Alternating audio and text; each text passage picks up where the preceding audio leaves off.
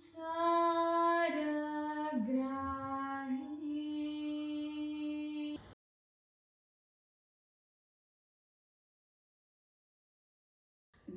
ಗ್ರಾಹಿ ಜನವರಿ 1ನೇ ತಾರೀಕಿಂದ ನಾನು ಪ್ರಾರಂಭ ಮಾಡ್ತಾಯಿದ್ದೀನಿ.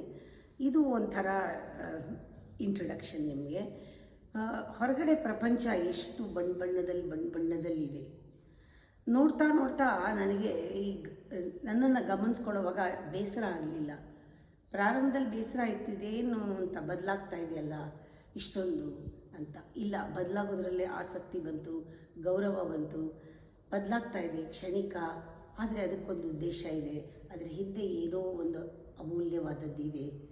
ಅದನ್ನು ನಾನು ಕಂಡುಕೋಬೇಕು, ಅದನ್ನು ಬಿಡಿಸಬೇಕು. ಈ ದೇಹ ಒಂದು ಎನ್ಕ್ಲೇವ್, ಮೈಂಡ್ ಒಂದು ಎನ್ಕ್ಲೇವ್, ಇದನ್ನೆಲ್ಲ ಬಿಡಿಸಿ ಹೋಗಬೇಕು.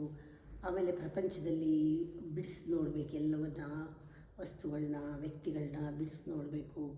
ಅವ್ರ ದೇಹ ಮನಸ್ಸಿನ ಆಚೆ ಇರೋ ಸತ್ಯನ ನಾನು ನೋಡಬೇಕು. ಹೀಗೆ ಮಾಯೆಯ ಗರ್ಭದಲ್ಲಿ ಏನೋ ಒಂದು ಸತ್ಯ ಅಡಗಿದೆ. ಅದಕ್ಕೆ ಒಂದು ಸತ್ಯಕ್ಕೆ ಒಂದು ಕಿರಣಗಳಿದೆ. ಅದೆಲ್ಲೋ ನನಗೊಂಚೂರು ಸೋಕಿದೆ ಅಷ್ಟೇ. ಅದರಿಂದ ಬಂದಿದ್ದು ಗಾರ್ಗಿ ಗ್ರಾಹಿ.